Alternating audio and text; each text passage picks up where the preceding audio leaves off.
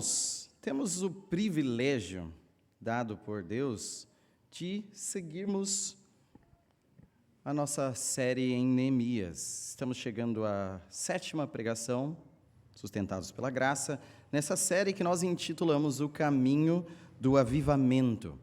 E hoje, em Neemias 7, a nossa intenção é falarmos sobre reconstrução também. Mas agora, o tema será Reconstruindo o Povo de Deus. Então, reconstruindo o povo de Deus. Vamos, só para iniciarmos a leitura, vamos ler o versículo 4 apenas. Neemias 7, 4, que diz: A cidade era espaçosa e grande, mas havia pouca gente nela, e as casas não estavam edificadas ainda. Vamos mais uma vez orarmos? Nosso Deus, Santo e Eterno Pai, estamos perante a Tua Palavra e nos prostramos a ela. Que não seja, ó Deus, um prostrar falso, mas realmente nós dediquemos toda a autoridade, os nossos joelhos espiritualmente dobrados de verdade perante a Tua Palavra, entendendo a Sua autoridade, o Seu ensino, vindos de Ti, ó Deus, somente pelo Teu Santo Espírito. Clamamos de Ti, ó Deus, ilumina os nossos corações, abre os nossos ouvidos para ouvirmos a Tua voz, mostra-nos Cristo. Nós precisamos de Ti. Em nome de Jesus. Amém. Neemias, ele retornou para Jerusalém com uma grande missão: reconstruir os muros, colocar de volta as portas no lugar, para que o povo deixasse de ser vergonha pública, mas pudesse se defender. Com o trabalho abençoado por Deus, isso foi feito em tempo recorde, 52 dias. Isso é maravilhoso, irmãos. Reconstruído o muro, eles deviam se preocupar para que o muro não caísse novamente. Reconstruído o muro, eles deveriam se preocupar que o muro não caísse de novo. Mas qual que foi o motivo da queda desse muro? Uma má construção? Chuvas, tempestades, ventos fortes, um terremoto? Não, o pecado.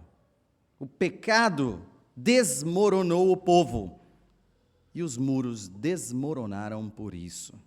O pecado foi o motivo desse muro ser derrubado. Então, a principal reconstrução de Neemias aqui era a reconstrução do povo de Deus, não apenas dos muros de Jerusalém. Então, nada adiantava reconstruir o templo com Zorobabel, se eles não reconstruíssem o verdadeiro culto em Deus através do sacerdote Esdras.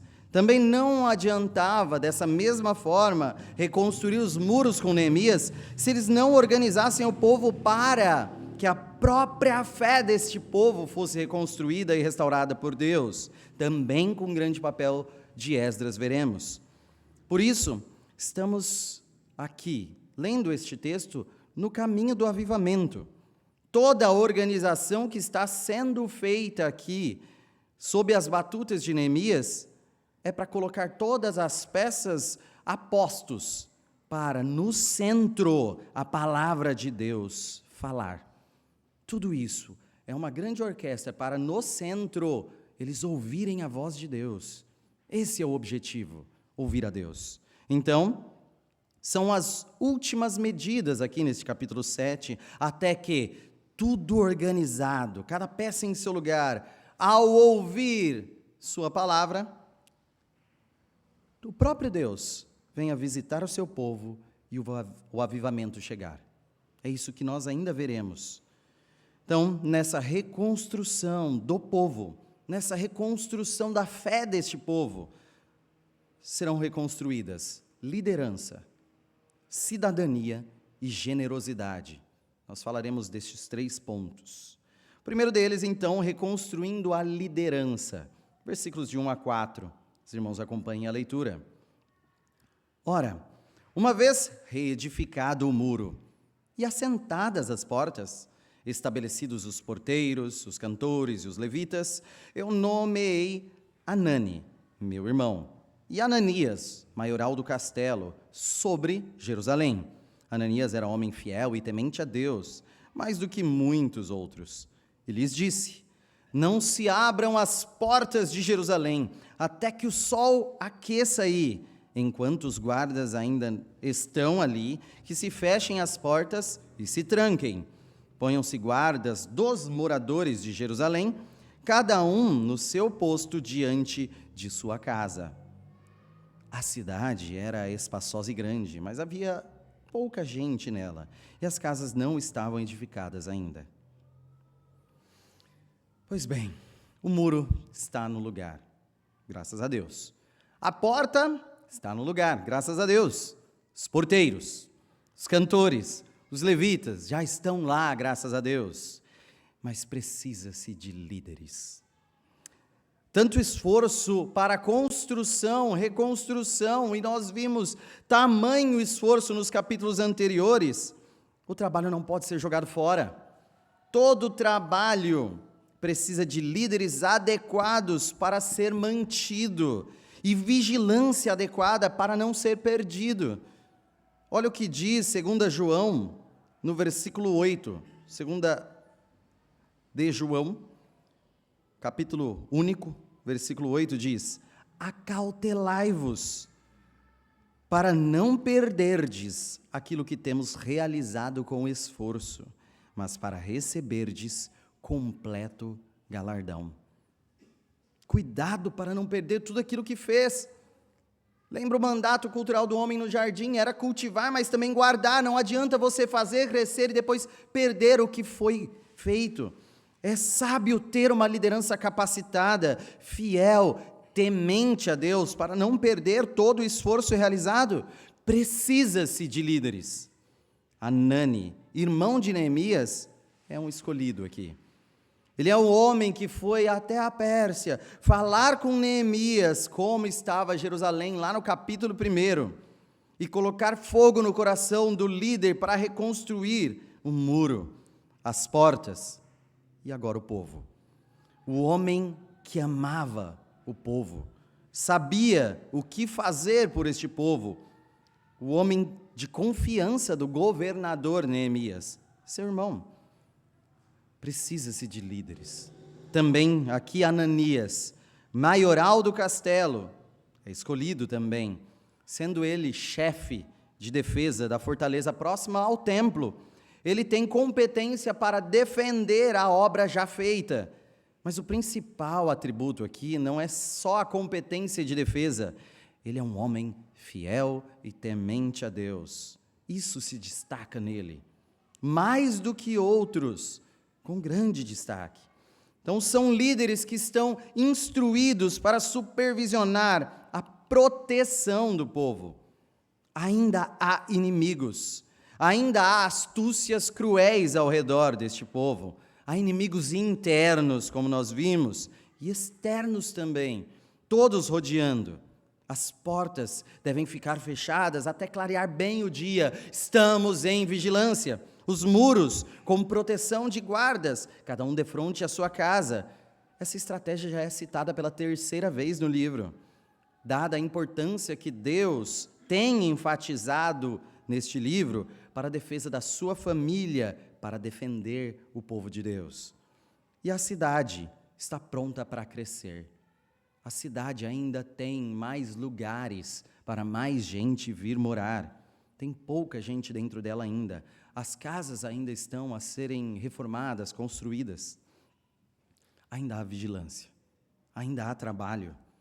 A obra pública já está pronta, mas o público ainda tem uma grande obra: reformar os próprios moradores, no resgate da adoração a Deus. Isso ainda depende de líderes atentos, competentes, vigilantes e tementes a Deus. E isso precisa ser aplicado a nós. E em nosso coração nós precisamos entender que nós precisamos de líderes capacitados e tementes a Deus. A obra de restauração em nós não é diferente. Deus define líderes para cuidar do seu povo e nos deixa muito claro nas Escrituras como Ele os deseja. Cada um deles, fiéis, capacitados, tementes a Deus. Jesus, o nosso pastor, deixou supervisores abaixo dele para vigiarem o seu rebanho. Olha em Tito 1, versículos 7 a 9, como os líderes devem ser. Um dos textos que nos fala sobre essa liderança e seus atributos diz o seguinte: porque é indispensável que o bispo seja irrepreensível como despenseiro de Deus, não arrogante, não irascível, não dado ao vinho, nem violento, nem cobiçoso de torpe ganância, antes hospitaleiro, amigo do bem, sóbrio, justo, piedoso, que tenha domínio de si, apegado à palavra fiel, que é segundo a doutrina, de modo que tenha poder tanto para exortar, pelo reto ensino, como para convencer os que o contradizem.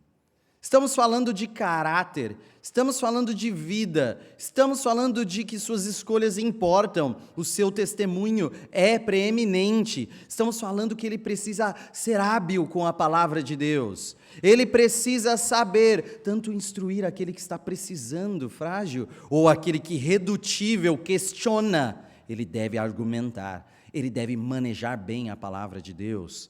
Estamos falando de como devem ser os líderes. Temos nos importado com essas qualificações? Nós temos nos importado com a qualificação de nossos líderes, se isso é tão importante segundo as Escrituras? A Bíblia tem sido observada para medir a nossa liderança? Ou aqui nós temos simplesmente alguns bispos monárquicos, alguns mandões? Nós temos alguém que impôs sua liderança tradicionalmente e a mantém apenas por influência política. Nós não podemos nunca deixar algo chegar perto disso. Não é o que as Escrituras nos apontam. A Bíblia tem sido observada para medir a nossa liderança. Ainda precisamos aplicar em nosso coração que precisamos de vigilância contínua em cada família. Cada casa precisa ser reconstruída. E ainda há espaço neste povo para mais famílias. Tem bancos vazios. Tem lugares aqui entre nós. Tem mais famílias que podem vir aqui e nós podemos cuidar delas também. Mas este lugar primeiro precisa estar seguro. E seguro pela vigilância de cada família. Famílias que não vigiam são brechas para os inimigos. Só virão mais pessoas se eles puderem perceber que vão construir aqui suas casas de forma segura. Porque tem famílias seguras e vigilantes aqui dentro. É assim que seguramente a igreja cresce, pela graça de Deus. A liderança tem instruído cada família a vigiar. A liderança da igreja tem alertado, seja de púlpito ou pessoalmente, de casa em casa, nos pequenos grupos, nas reuniões de oração, a liderança tem cobrado vocês de vigiarem em suas famílias e em suas casas, ou não? Cada um aqui tem feito a sua parte para crescer o povo deste lugar. Cada um aqui tem atentado para vigiar a brecha. Então, se o primeiro ponto é reconstruindo a liderança, nós temos ainda o segundo, reconstruindo a cidadania. Reconstruindo a cidadania. E agora, a partir do versículo 5. Então, o meu Deus me pôs no coração que ajuntasse os nobres, os magistrados e o povo, para registrar as genealogias. Achei o livro da genealogia dos que subiram primeiro, e nele estava escrito: são estes os filhos da província que subiram do cativeiro, dentre os exilados, que Nabucodonosor, rei da Babilônia, levara para o exílio e que voltaram para Jerusalém e para Judá, cada um para a sua cidade, os quais vieram com Zorobabel, Jesuá, Neemias, Azarias, Raamias, Naamani, Mordecai, Bilsã, Misperete, Bigvai, Neum e Baaná. Este é o número dos homens do povo de Israel. Foram os filhos de, começa no versículo 8º, versículo 39, os sacerdotes, os filhos de, versículo 43, os levitas, os filhos de, 44, os cantores, os filhos de Asaf, presente aqui conosco hoje, 148, versículo 45, os porteiros. Nessa sequência de versículos, vocês podem ler, estão convidados a ler, toda a palavra é proveitosa. Então, tem os nomes registrados e o número de cada família registrados aqui. A partir desse 45, então, o 45, os filhos de Salom, os filhos de Áter, os filhos de Talmon, os filhos de Acube, os filhos de Atita, os filhos de Sobai, 138. 46, os servidores do templo, os filhos de, também seguindo. Versículo 57, os filhos dos servos de Salomão, os filhos de, e começa a relacionar também. Versículo 60, todos os servidores do templo e os filhos dos servos de Salomão, 392. Os seguintes subiram de Tel-Melá, Tel-Harsa, Querube, Adom e Imer, porém não puderam provar que as suas famílias e a sua linhagem eram de Israel. Os filhos de Delaías, os filhos de Tobias, os filhos de Necoda, 642. Dos sacerdotes, os filhos de Rabaías, os filhos de Cós, os filhos de Barzilai, o qual se casou com uma das filhas de Barzilai, o gileadita, que foi chamado pelo nome dele. Estes procuraram seu registro nos livros genealógicos, porém não acharam, pelo que foram tidos por imundos para o sacerdócio. O governador lhes disse que não comessem das coisas sagradas, até que se levantasse um sacerdote com Urim e Tumim. Bom, com a liderança já adequada, buscou-se então a adequação do povo. No caminho para o avivamento, reconstruir o povo é cuidar dele, nome por nome. Aqui temos uma lista de genealogias que evidencia quem realmente faz parte do povo, inclusive quem não faz. Então, afinal, a cidadania importa. É importante saber quem é cidadão no povo de Deus. Precisamos cuidar de cada nome que faz parte do povo de Deus, cada um com a sua função. Por isso aqui nós temos tantos versículos com nomes registrados, cuidando da linhagem e da pureza do povo de Deus.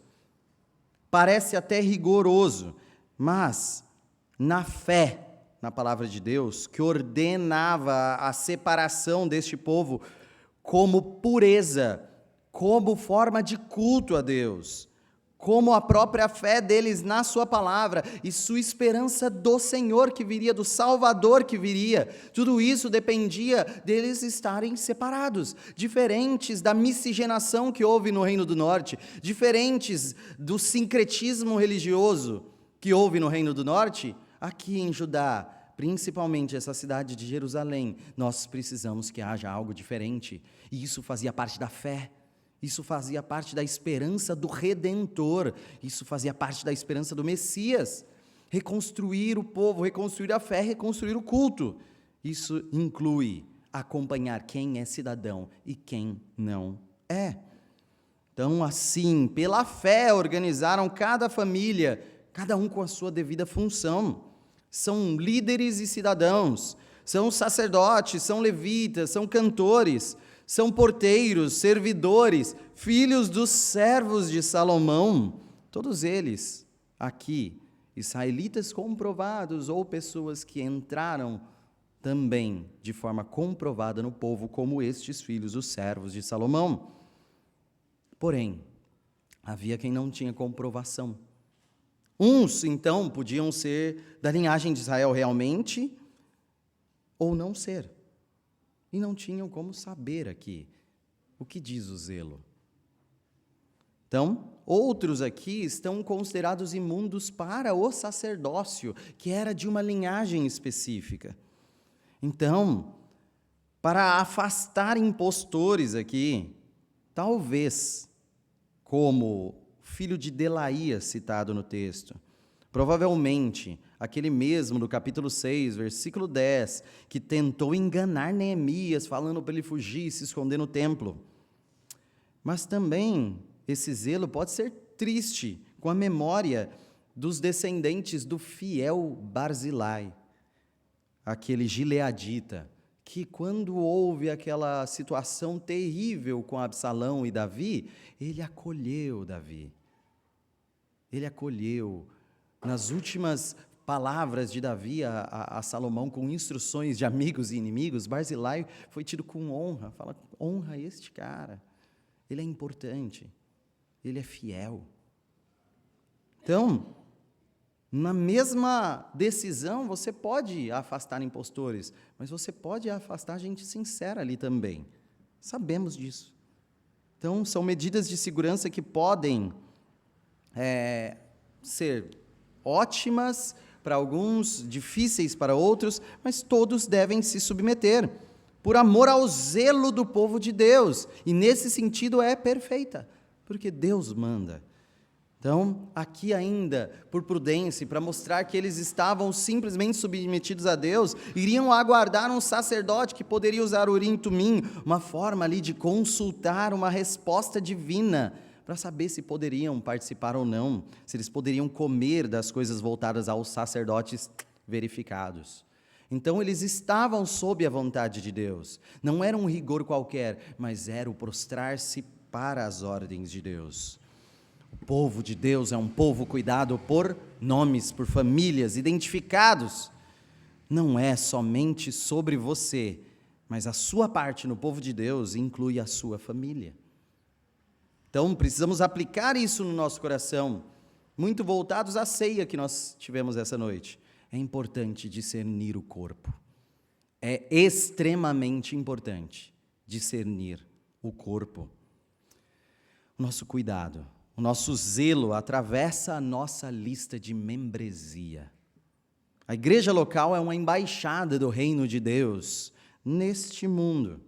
Nós carimbamos cidadanias do reino aqui dessa igreja. Tem gente que está sendo ratificada por nós todos, professada como cidadã do reino, por nós todos. E isso é muita responsabilidade. Nós declaramos quem é membro do corpo de Cristo, sob os nossos cuidados, e com isso declaramos quem não é. Este zelo é importante. Nós não podemos idolatrar números, nós não podemos nos render à popularidade mundana. Nós precisamos zelar por nomes, nós precisamos cuidar de famílias. Não devemos validar por precipitação. Nós não podemos, uma pessoa, eu quero ser membro, vem, já coloca o seu nome aqui, quanto mais melhor. Não é assim que funciona no reino.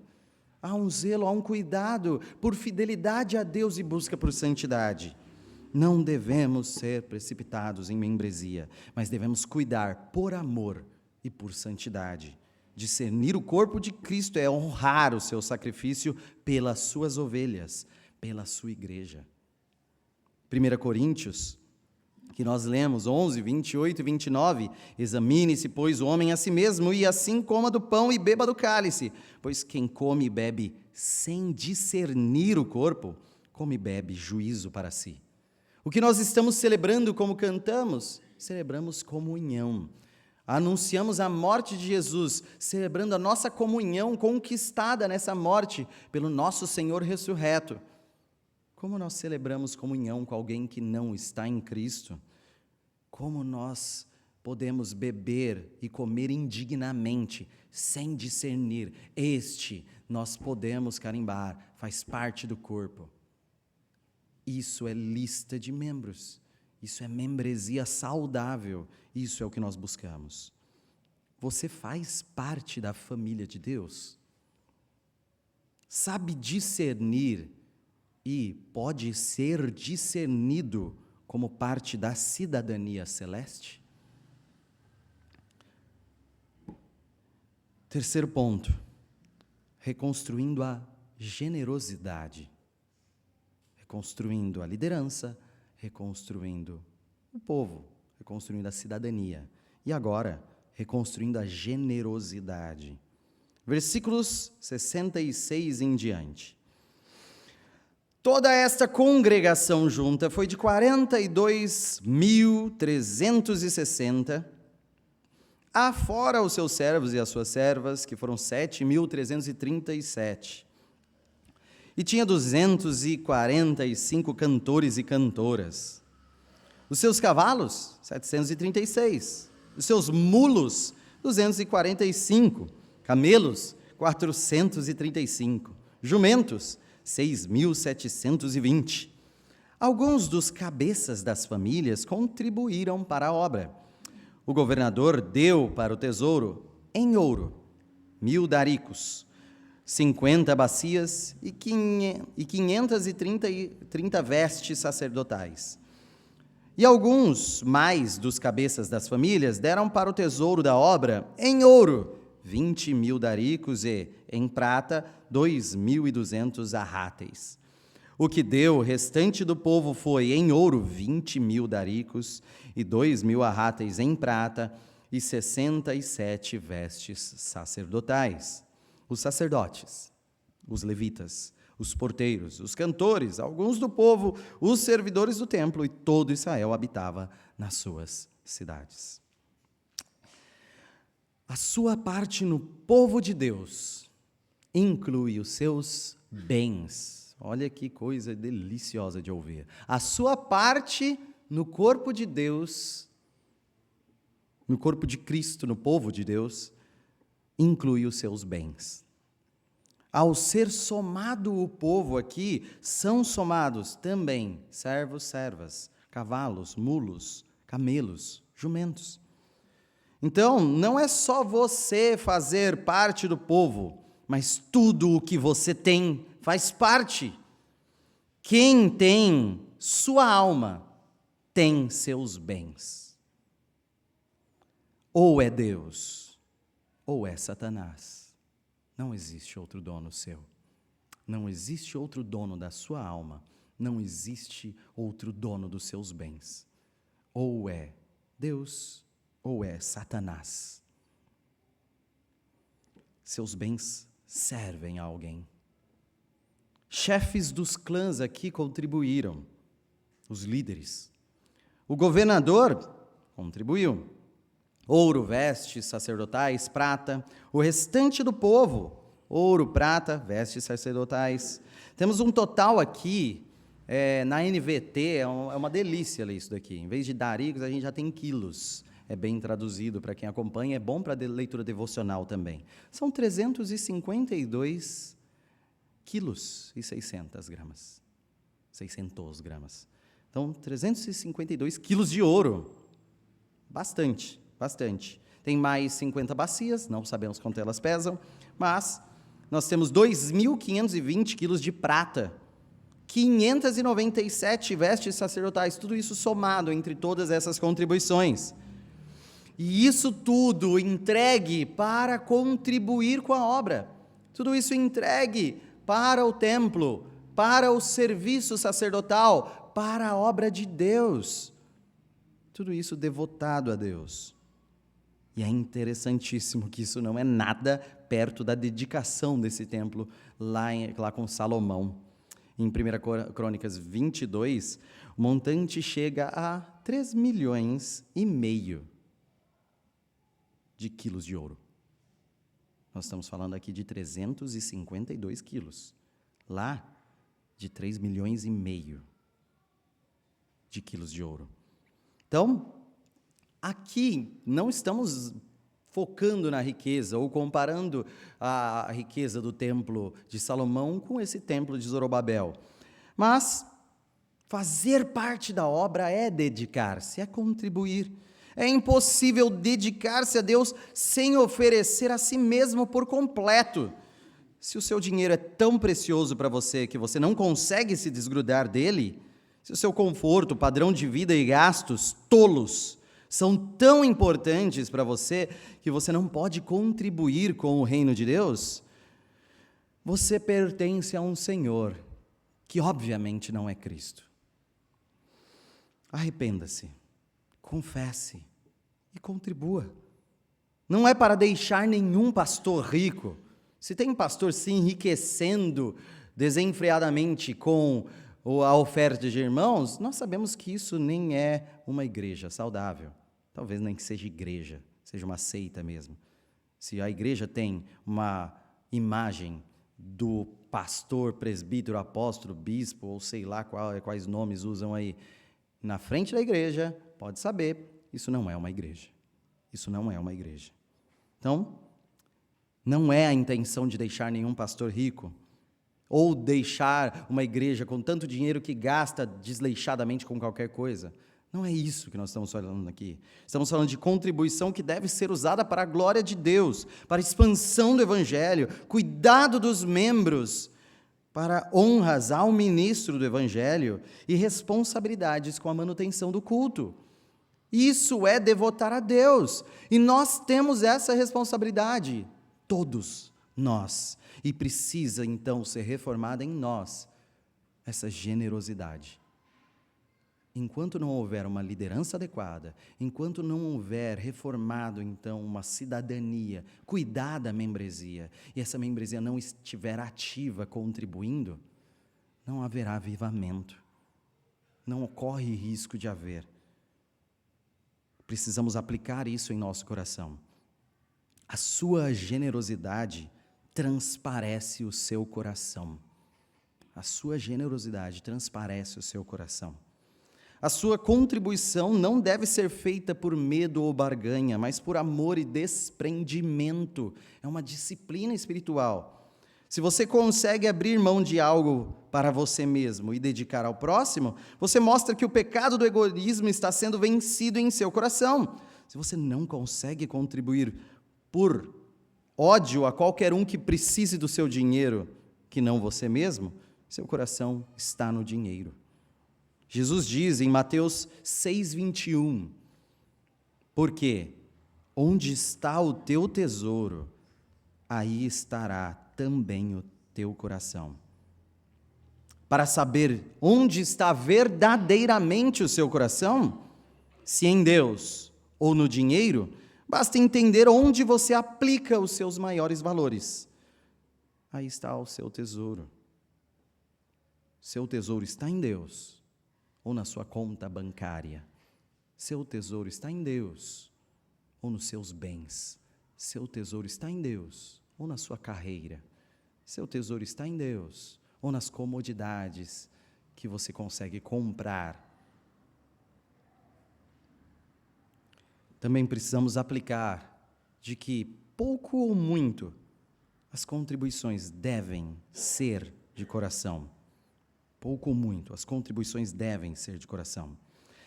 As ofertas para o primeiro templo foram as maiores já registradas em todas as Escrituras. Nada chegou perto. Do Templo de Salomão, vocês já conhecem a riqueza de Salomão, sabem que é grande. Mas quando você analisa as ofertas do templo, você fala, eu acho que é maior do que eu estou pensando. Em dinheiro, se a gente fosse cotar essa quantidade de ouro, aproximadamente em dólares, hoje, 380 bilhões. Isso não é normal. É algo muito extraordinário mesmo. A maior soma que tem registrada na Bíblia. Então, hoje, também, eu fiz os cálculos, pode estar errado, tá? Em leituras, estava bem menor do que isso, mas estava desatualizado. Mas já tinha passado, já estava chegando em 50 bilhões. As inflações atuais, talvez eu não esteja tão enganado. Podem fazer o cálculo da cotação de ouro quando chegarem em casa.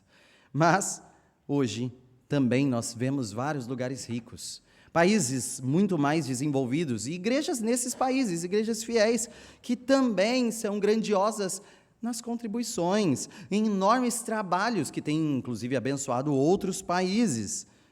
Muito abençoadores, sim, com grande soma de dinheiro. Só que a gente não pode desprezar que pequenas igrejas também contam com contribuições, mesmo que tão menores, mas tão amáveis perante Deus, quanto quaisquer outras, só pela graça, só pela graça. Olha o que Cristo fala, Lucas 21, de 1 a 4. Vamos relembrar, Lucas 21, de 1 a 4. Estando Jesus a observar, viu os ricos lançarem suas ofertas no gasofilácio. Viu também certa viúva pobre lançar ali 2 pequenas moedas. E disse: verdadeiramente vos digo que esta viúva pobre deu mais que todos. Porque todos estes deram como oferta daquilo que lhes sobrava. Esta, porém, da sua pobreza, deu tudo o que possuía, todo o seu sustento. Todo o seu sustento. Do muito ou pouco que você contribui, você tem ofertado de coração, de desprendimento mesmo. Você tem contribuído com fervor e dedicação. Você entrega do que te sobra. Você entrega para Deus do resto, desleixadamente. Concluindo, então, o caminho para o avivamento atravessou aqui muitos desafios mesmo. Até o capítulo 7 foram muitos problemas, muitos inimigos, muitas situações internas, desigualdade social nós vimos, inúmeras informações falsas, falsas profecias, falsos amigos, muita coisa aconteceu, precisando de gente trabalhando dia e noite, se empenhando de verdade. Precisou do povo para reconstruir os muros e recolocar essas portas. Mas agora precisa reformar o mais importante, o próprio povo. O próprio povo. Mais do que a estrutura, o nosso coração precisa ser reformado. Então nós precisamos de líderes fiéis, precisamos de membros verdadeiros, precisamos da generosidade de irmãos. Nós temos sido tão falhos. Se nós pensarmos aqui, nós temos sido tão falhos. Como nós podemos aguardar um avivamento se os nossos líderes são imperfeitos? Se os nossos pastores, diáconos, departamento, diretoria jurídica, são imperfeitos? Como aguardar um avivamento com uma cidadania imperfeita nesse reino? Irmãos que estão em lista de cuidados, irmãos que não têm frequentado, irmãos que estão abandonando a congregação. Como, se tem uma cidadania tão imperfeita? Como aguardar o avivamento com tão pouca contribuição perto daquilo que nós poderíamos? Com tanto que nós poderíamos dedicar e fazer obras maiores? Como? A resposta é em Cristo. Em Cristo. A nossa resposta sempre será Cristo. Glórias a Ele. Nós precisamos de Cristo. E Jesus é o líder perfeito, o bom pastor, que mostra o verdadeiro temor a Deus e guia o povo a vigiar. Nós precisamos de Cristo. Jesus é o pastor que resgata as suas ovelhas, as conhece, delas é conhecido, nenhuma delas se perde, e Ele garante graciosamente a nossa cidadania, revestindo-nos do seu passaporte celeste. Ele é digno de acessar os céus e nos reveste disso. Precisamos de Cristo. Ele dedicou o seu bem mais precioso em oferta à obra de Deus, a si mesmo. Esvaziou-se, tomando forma de servo, entregou tudo no altar de Deus, e não houve maior tesouro do que o próprio Eterno. Ele nos chama a abandonarmos a miséria do nosso dinheiro e abraçar as riquezas espirituais da sua glória. Nós temos a Cristo. O caminho do avivamento está aqui sim, porque nós temos a Cristo. Nós não podemos comprá-lo com mérito nosso. Mas Deus usa os méritos de Cristo. Nós temos tudo o que é necessário para um avivamento. Então, como imitadores de Cristo, zelem pela igreja. Cuidem dessa igreja. Zelem pelos líderes. Zelem pelos membros. Zelem pela sua parte na contribuição, na obra de adoração que é feita nessa igreja. Assim nós teremos cuidado, vigilância e organização necessárias para ouvir a voz de Deus com clareza, paciência e fervor. Com tudo isso organizado, poderemos ouvir a voz de Deus com paciência, ouvir a voz de Deus com clareza, ouvir a voz de Deus com fervor. Se Deus permitir, o avivamento virá. Vamos orar. Glorioso Deus, nosso Pai,